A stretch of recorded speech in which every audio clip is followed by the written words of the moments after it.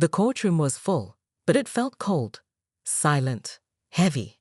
Maya stood in the middle, her hands shaking slightly. She wore a plain gray dress.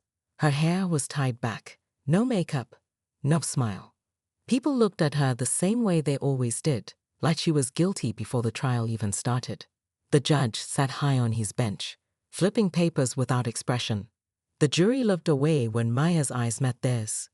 Her lawyer, Mr. Collins, leaned in and whispered, "You have to say something, Maya.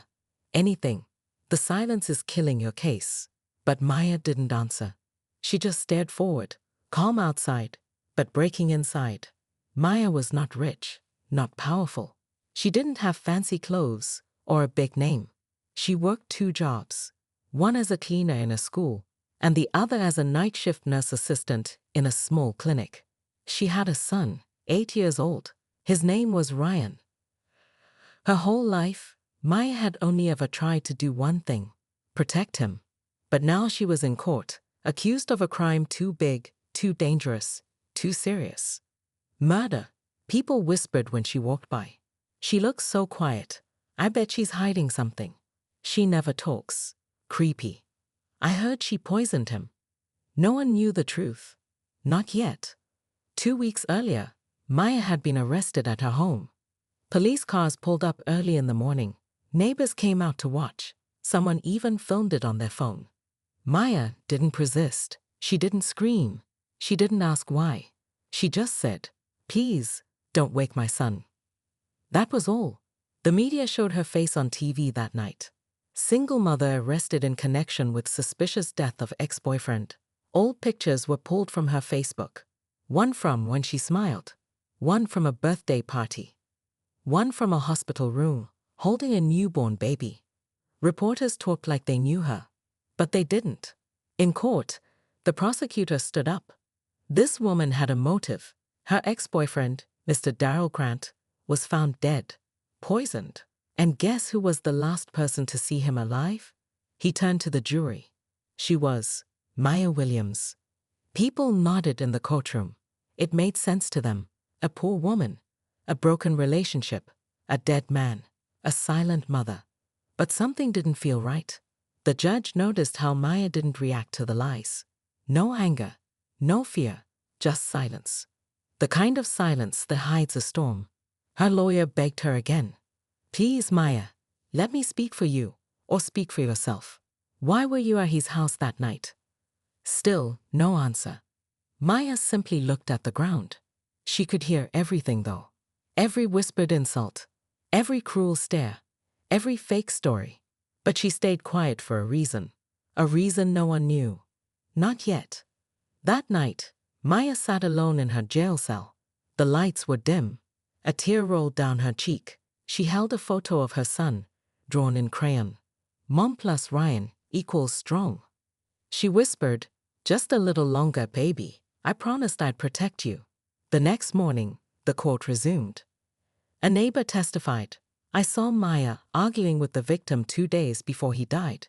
Another woman added, "She was angry. She said, 'If you ever touch my son again, I'll end you.'"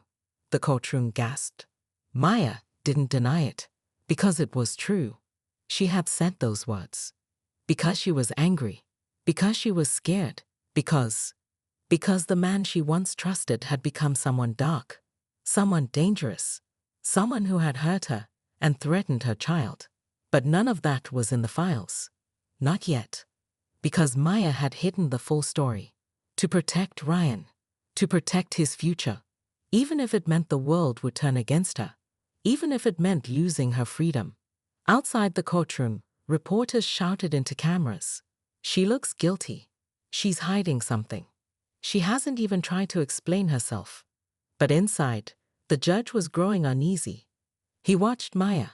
There was something about her. Not the kind of silence that comes from guilt, but the kind that comes from deep pain. Pain that is hard to speak. Pain that holds secrets too big for words. And then something happened. A file was delivered to the judge's desk. Thick, sealed, marked, confidential. He opened it.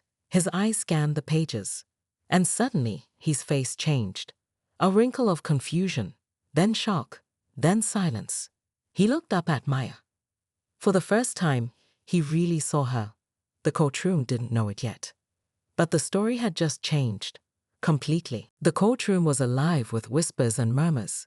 Everyone leaned forward, waiting for the prosecutor to speak again. He stood tall and confident. His voice was clear and sharp. "This case is simple," he said.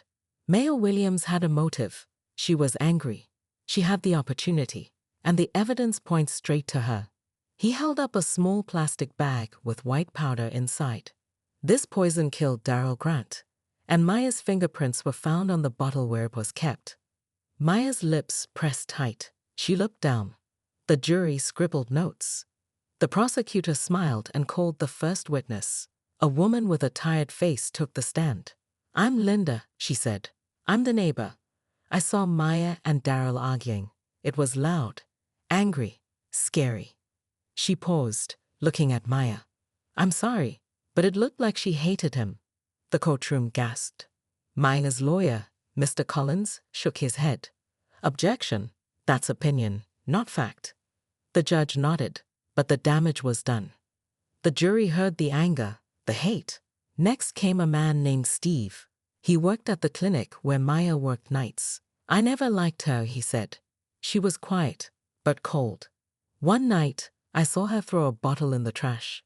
I thought it was medicine, but after the police searched her house, I wondered." He trailed off, looking at Maya. Maya's silence grew heavier. No one understood why she never spoke, why she never explained herself. Then came the worst testimony. A woman, with red eyes and trembling voice, took the stand. "I'm Rachel," she said, "Darrell's sister." She looked hard at Maya. "My brother was a good man, a kind man, and he didn't deserve to die." She paused. "But Maya, she hated him. She wanted to hurt him." Her voice broke. "I think she killed him." Maya's lawyer looked helpless. He whispered to Maya, "Please speak. Please tell your side." But Maya only shook her head. Outside the courtroom, reporters shouted, "Guilty, guilty." People believed the story. The poor woman, the angry ex, the poisoned man, the perfect crime. But inside, one man watched carefully, the judge. He read the confidential file again.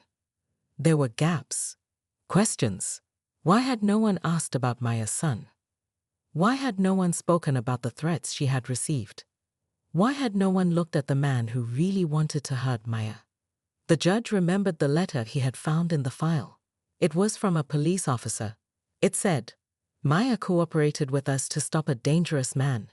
We promised her protection, but the threat never left." That night, the judge sat alone in his chambers. He stared at the papers. He thought about the woman who said nothing, who carried the weight of a secret, who was losing a case she didn't deserve to lose. Meanwhile, Maya sat in her cell, her heart heavy, her mouth sealed by fear. She thought about her son, her only reason to stay strong. She remembered the night she found Darrell with another woman. The anger, the hurt, the promise she made to protect Ryan. But what she did next, no one knew. Because she never said a word.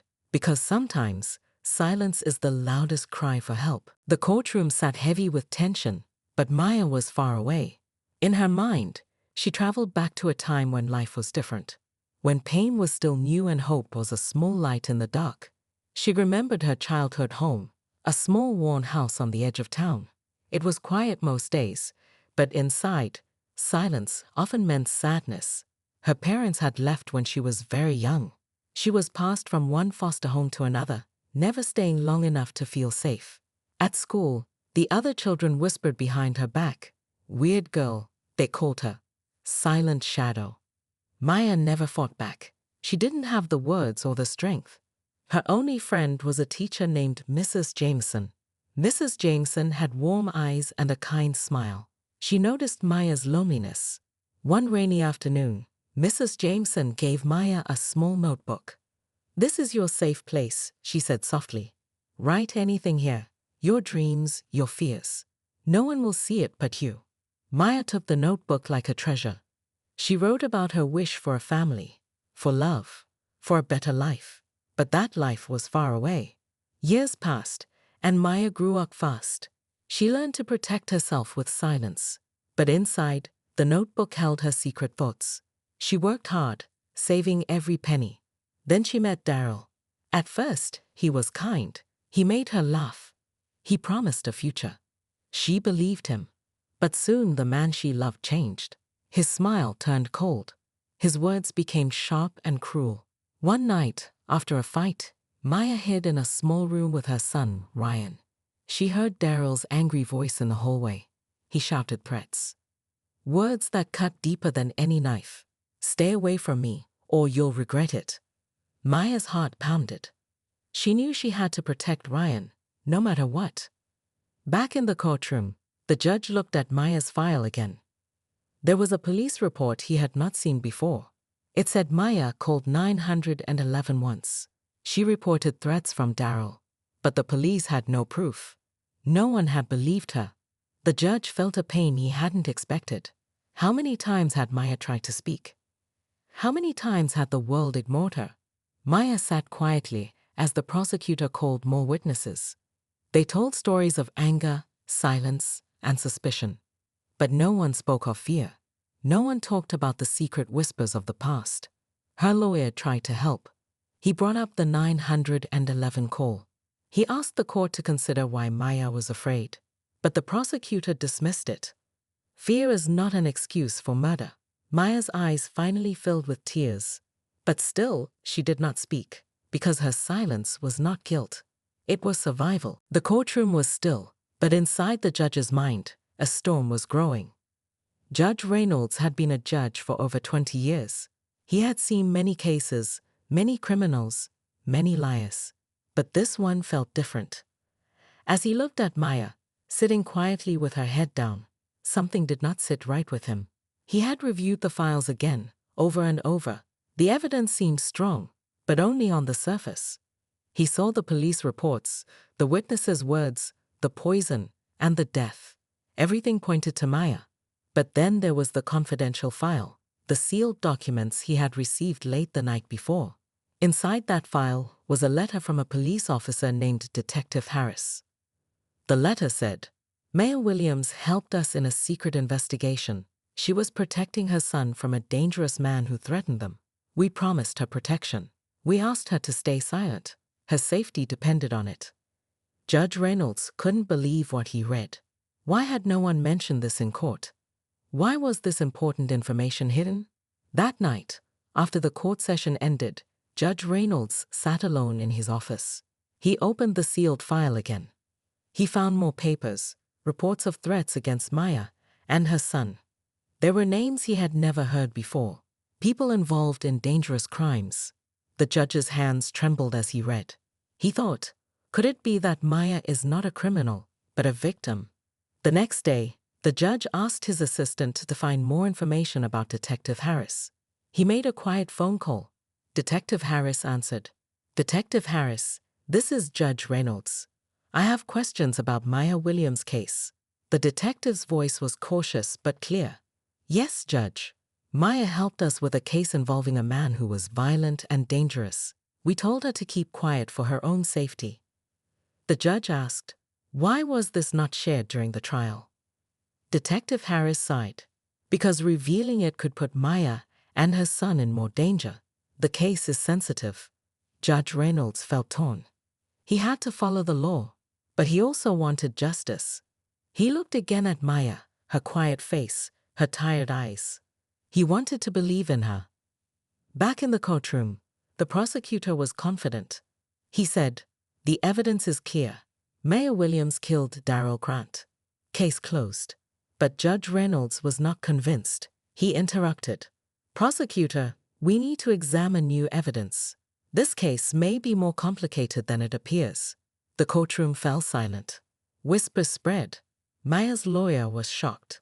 "Your Honor, what evidence?" The judge smiled softly. "I cannot reveal details now, but I assure you, this case will be thoroughly reviewed." Maya looked up for the first time. Her eyes met the judge's. A small flicker of hope appeared. Outside the courthouse, reporters buzzed. "Judge questions evidence." New twist in murder case. Maya's story was changing. That night, Maya prayed silently. She whispered, "Please, let the truth come out. For Ryan, for me." She did not know what would happen next. But for the first time in a long time, she felt the weight on her shoulders begin to lift. The courtroom was tense again. Everyone waited, holding their breath. A new witness was about to speak. Her name was Mrs. Ahines, an old woman with kind eyes but a strong voice. She walked slowly to the stand. "I knew Darrell Grant," she said quietly. "He was not always a good man." Maya's heart pounded. Mrs. Ahines looked at Maya and continued. "One night, I was walking home when I saw Maya running from Darrell's house. She was scared, terrified." The judge listened carefully. Mrs. Ahines took a deep breath. "I heard a scream. Then, a crash. I called the police right away."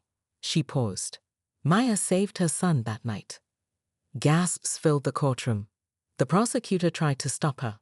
"That's irrelevant," he shouted. But the judge shook his head. "Let her speak." Mrs. Ahines told the story. Darrell was violent. He had hurt Maya before. He had threatened her son. But Maya never told the police because she was afraid. The night he died, she went to his house to protect Ryan. She found Darrell drunk and angry. They fought. She ran out to get help. Then, a silence. No one knew who killed Darrell. The police only found Maya's fingerprints and the poison. But now, the truth began to rise. Another witness stepped forward. A man named Carl, who worked near Darrell's house. "I saw someone else that night," he said. "A man with a hood." Everyone looked shocked. Carl continued, "I think this man wanted to hurt Maya and Ryan. Maybe he killed Darrell." The judge's doubts grew stronger. He looked at Maya. Her eyes were filled with tears. But now, there was hope. The prosecutor was furious. He argued the new witnesses were lying. But the judge was firm. "This case needs more investigation." Outside the courtroom, Maya's lawyer spoke to reporters. "This is a turning point. The truth is coming out." Maya smiled softly for the first time in months. That night, Maya hugged her son's drawing. She whispered, "We're going to be okay." She didn't know who the hooded man was. But she knew one thing. She had to fight. For her son. For her life. For the truth. The courtroom was filled with tension and quiet whispers. The judge, Reynolds, sat quietly for a moment longer than usual. He looked at Maya, her face tired but hopeful. He knew he could not stay silent anymore. He cleared his throat and spoke, his voice steady but firm. "Ladies and gentlemen, this case has raised many questions. New evidence has come forward that must be fully examined before we can reach a decision." The prosecutor's face tightened. He frowned, but remained silent. Judge Reynolds stood up from his seat. Everyone in the courtroom turned their eyes to him. This was unusual. Judges rarely interrupted trials with their own opinions. The judge said, "I am ordering a full review of the investigation. I want all files, witnesses, and evidence re-examined. This includes the secret files related to the threats against Ms. Williams and her son." The courtroom was stunned. Maya's lawyer looked relieved but cautious. The prosecutor tried to argue, "Your Honor, this will delay justice." But the judge shook his head. Justice delayed is better than justice denied. Outside the courtroom, the news spread quickly. Reporters gathered, shouting questions. Why did the judge order a review? Is Maya innocent? Who is the mysterious hooded man? Back inside, Maya's heart raced. For the first time, she felt the court might actually listen to her story. She had stayed silent for so long, feeling helpless, scared, and alone. Now, someone was finally standing up for her. Over the next days, the investigation reopened. Detectives went back to talk to witnesses. New evidence was collected. Surveillance footage was found showing a shadowy figure near Darrell's house on the night of the murder. The judge watched closely. One evening, Judge Reynolds received a call. "Your Honor, we have found something important," said Detective Harris. "There is proof that another man was at the scene. Someone connected to Darrell's dangerous past." The judge nodded. He felt the weight of responsibility heavier than ever. Maya, in her jail cell, heard the news through her lawyer. She whispered to herself, maybe the truth will set me free. But she also knew the fight was not over. There were still many challenges ahead. Judge Reynolds called a special hearing. This case is not just about guilt or innocence, he said. It is about truth and justice. The courtroom listened carefully. The judge's courage to question the story gave Maya a new chance. As the hearing ended, Maya's eyes met the judge's once again. This time, her eyes shone with hope and trust. The courtroom was silent. All eyes were on the judge as he prepared to speak. Judge Reynolds looked at Maya and the jury. This case has taken many twists and turns. New evidence has come to light that changes everything. The prosecutor sat back, surprised and tense. The judge continued. Security cameras showed a man wearing a hood near the scene of the crime on the night of Darrell Grant's death. This man was not Maya Williams. He paused, letting the words sink in. Further investigation revealed this man was involved in Darrell's dangerous world, a world Maya had tried to protect her son from. Detective Harris stood and presented more facts. The man was Darrell's former partner in illegal activities. He had a motive to kill Darrell because of a betrayal. The courtroom gasped. The judge said, Maya Williams was not the killer. She was a victim trying to protect her child. He looked directly at Maya. You have been through a lot, Ms. Williams. Your silence was your shield. Maya's lawyer stood. We asked the court to drop all charges against Maya Williams. The prosecutor hesitated but nodded. The evidence was clear. The judge made his final decision. All charges against Maya Williams are dropped. She is free to go. Tears streamed down Maya's face. Relief and joy mixed in her eyes.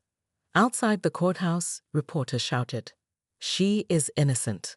Justice for Maya Williams. People who once judged her now felt shame. Maya hugged her lawyer and then called her son. Ryan, Mommy is coming home. Her voice was full of hope and love. Maya walked out of the courthouse, free at last. She looked up at the sky and smiled. Her fight was hard, but truth had won. The judge watched her leave. He thought, sometimes, silence is a cry for help, and sometimes, justice means listening to the quiet ones. Maya's story was no longer one of judgment and fear. It was a story of courage, of love, of truth.